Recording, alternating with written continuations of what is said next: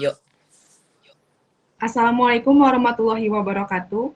Salam, Om Swastiastu, Namo Buddhaya, Salam Kebajikan.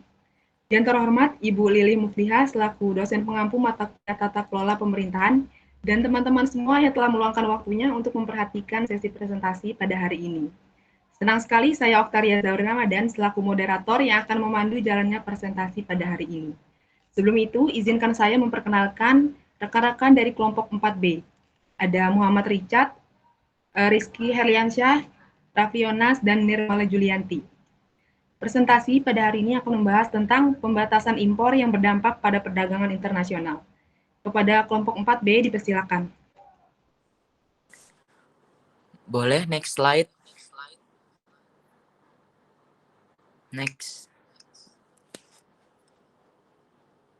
Oke. Yang pertama ada perdagangan internasional menurut para ahli. Jadi yang pertama ada Wahono di Payana. Perdagangan internasional merupakan transaksi bisnis yang melibatkan lebih dari satu negara. Transaksi ini dapat dilakukan oleh individu maupun kelompok. Yang kedua ada dari Muhammad Rafiqul Islam. Perdagangan internasional sebagai pertukaran barang dan jasa yang luas dan transaksional antara individu, badan usaha, dan negara. Yang ketiga ada Serlika Apita. Perdagangan internasional sebagai aktivitas transaksi jual beli barang dan jasa yang dilakukan oleh pelaku ekonomi di suatu negara dengan pelaku ekonomi di negara lain. Boleh next slide. Oke. Pengertian pembatasan impor. Pembatasan impor adalah kebijakan yang diberlakukan oleh pemerintah suatu negara untuk membatasi jumlah barang atau jasa yang boleh diimpor dari luar negeri. Kuota impor adalah kebijakan yang diberlakukan oleh pemerintah suatu negara untuk membatasi jumlah barang atau jasa yang boleh diimpor dari luar negeri dalam periode tertentu. Kuota impor biasanya ditetapkan dalam bentuk jumlah unit, nilai, atau persentase dari total permintaan pasar domestik. Boleh next slide. Selanjutnya ada jenis pembatasan impor. Yang pertama ada tarif impor, yaitu merupakan pajak yang dikenakan oleh pemerintah pada barang-barang impor. Tujuan utamanya adalah untuk melindungi produsen dalam negeri dari persaingan luar. Yang kedua ada kuota impor, yakni pembatasan jumlah barang tertentu yang dapat diimpor dalam periode waktu tertentu. Yang ketiga ada embargo, yaitu larangan total terhadap impor atau ekspor barang tertentu. Yang keempat ada persyaratan lisensi, adalah persyaratan bahwa importir harus memiliki lisensi untuk mengimpor barang tertentu. Yang kelima ada standarisasi dan subsidi. Terima kasih, saya kembalikan ke moderator. Baik, pemapar materi selanjutnya akan dijelaskan oleh Nirmala. Kepada Nirmala dipersilakan. Baik, lanjut. Mana slide-nya? Tujuan perbatasan impor, yang pertama itu tujuannya pemerintah membatasi barang impor. Pemerintahan memberlakukan pembatasan impor ini bertujuan untuk selanjutnya melindungi pasar domestik. Pembatasan impor bertujuan untuk melindungi pasar domestik dari persaingan barang impor yang harganya lebih murah. Dengan demikian, produk dalam negeri dapat bersaing dan berkembang. Ini penting karena pasar domestik adalah fondasi utama bagi pertumbuhan ekonomi suatu negara. Lanjut. Yang kedua, mengurangi defisit. Pembatasan impor dapat mengurangi defisit neraca perdagangan, yaitu kondisi di mana nilai impor lebih besar daripada ekspor. Dengan mengurangi jumlah impor, defisit dapat ditekan. Ini penting untuk menjaga stabilitas nilai tukar mata uang dan menjaga kepercayaan investor asing. Lanjut. Dan yang ketiga, sumber pendapatan pemerintah. Pemerintah dapat memperoleh pendapatan dari tarif dan pajak impor. Oleh karena itu, pembatasan impor juga dapat dijadikan sebagai alat untuk meningkatkan pendapatan negara. Pendapatan ini dapat digunakan untuk membiayai berbagai program pemerintah seperti pembangunan infrastruktur dan program sosial. Baik, saya kembalikan lagi kepada moderator.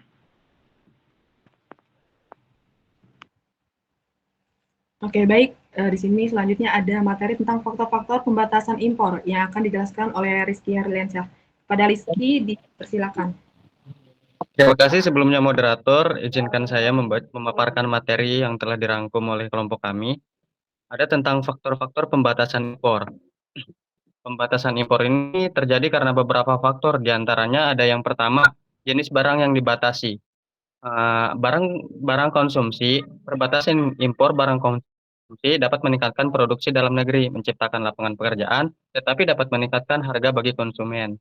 Dan yang kedua ada barang modal. Pembatasan impor barang modal dapat menghambat investasi dan pertumbuhan ekonomi. Selanjutnya ada dampak dari pembatasan impor, yaitu adalah dampak positifnya.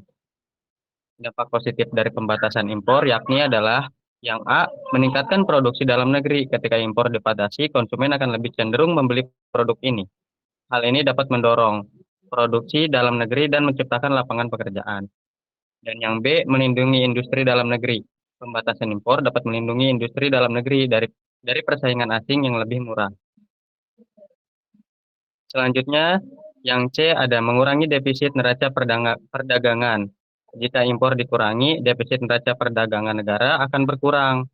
Yang kemudian yang D, meningkatkan kemandirian ekonomi. Dengan mengurangi ketergantungan pada impor, negara dapat meningkatkan kemandirian ekonominya.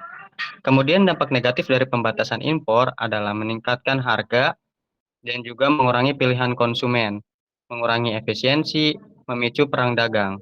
Meningkatkan harga adalah pembatasan impor dapat menyebabkan barang dan jasa yang diimpor meningkat. Hal ini dapat mengurangi daya beli konsumen dan meningkatkan inflasi. Kemudian yang mengurangi pilihan konsumen adalah mungkin memiliki sedikit pilihan barang dan jasa jika impor dibatasi. Selanjutnya mengurangi efisiensi. Pembatasan impor dapat melindungi industri yang tidak efisien dari persaingan. Hal ini dapat menghambat inovasi dan mengurangi pertumbuhan ekonomi. Dan yang D, memicu perang dagang, itu adalah negara lain mungkin membalas pembatasan impor dengan memberlakukan pembatasan impor mereka sendiri. Hal ini dapat memicu perang dagang yang dapat merugikan semua pihak. Baik, saya rasa cukup. Saya kembalikan ke moderator. Baik, dilanjutkan ke materi selanjutnya oleh Raffi. Kepada Raffi, silakan. Baik, saya akan menjelaskan tentang solusi saat terjadi maraknya kegiatan impor di Indonesia. Meningkatnya impor di Indonesia memang menjadi perhatian besar karena dapat berdampak negatif pada industri lokal dan perekonomian nasional. Berikut beberapa solusi yang dapat dipertimbangkan untuk mengatasi maraknya impor di Indonesia. Solusi dari kebijakan pemerintah atau pembatasan impor. Pemerintah dapat menerapkan kebijakan pembatasan impor terutama untuk produk-produk yang sudah dapat diproduksi di dalam negeri. Pembatasan ini dapat dilakukan dengan menaikkan tarif bea masuk, kuota impor atau bahkan larangan impor. Dan yang selanjutnya adalah meningkatkan daya saing produk lokal. Pemerintah perlu membantu meningkatkan daya saing produk lokal agar dapat bersaing dengan produk impor. Hal ini dapat dilakukan dengan memberikan berbagai insentif seperti subsidi, tax breaks, atau kemudahan akses permodalan. Dan yang terakhir adalah memperkuat infrastruktur logistik. Infrastruktur logistik yang handal dan efisien dapat membantu menurunkan biaya produksi dan distribusi produk lokal, sehingga menjadi lebih kompetitif dibandingkan produk impor. Sekian, saya kembalikan ke moderator. Baik, materi selanjutnya akan dijelaskan oleh Richard. Richard, disilakan.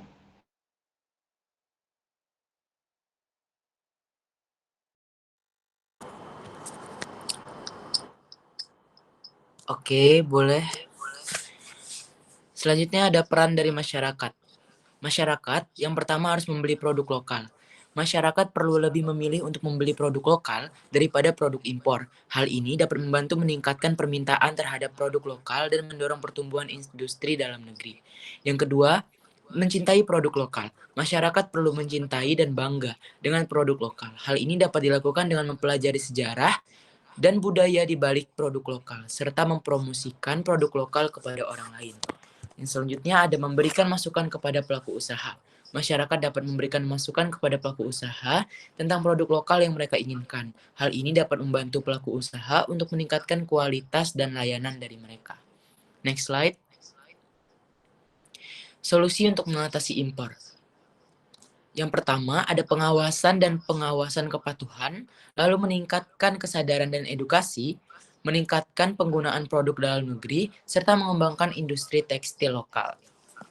Lanjut, boleh Nirmala? Baik, untuk kesimpulan, pembatasan impor di Indonesia telah menjadi strategi yang digunakan oleh pemerintah untuk mengawasi jumlah impor dan memastikan bahwa impor tidak melewati batas yang telah ditentukan. Pembatasan impor ini bertujuan untuk melindungi industri domestik, mempertahankan nilai tukar rupiah, serta mengawasi kualitas produk impor yang masuk ke Indonesia. Namun, perbatasan impor juga memiliki beberapa implikasi negatif. Misalnya, pembatasan impor dapat mempengaruhi ketersediaan produk-produk yang dibutuhkan oleh masyarakat, serta dapat meningkatkan harga produk-produk tersebut. Selain itu, pembatasan impor juga dapat mempengaruhi investasi asing dan dapat berdampak pada pertumbuhan ekonomi Indonesia. Selanjutnya,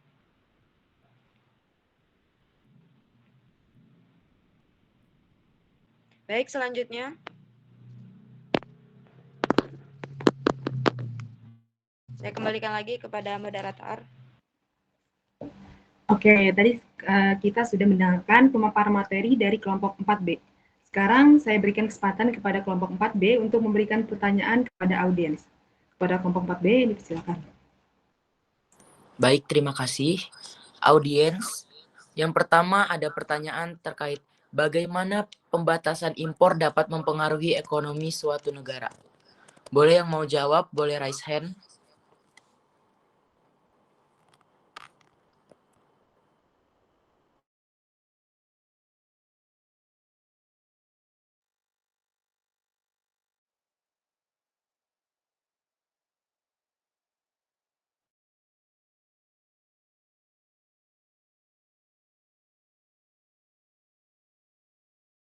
Moderator sepertinya ada yang ingin menjawab.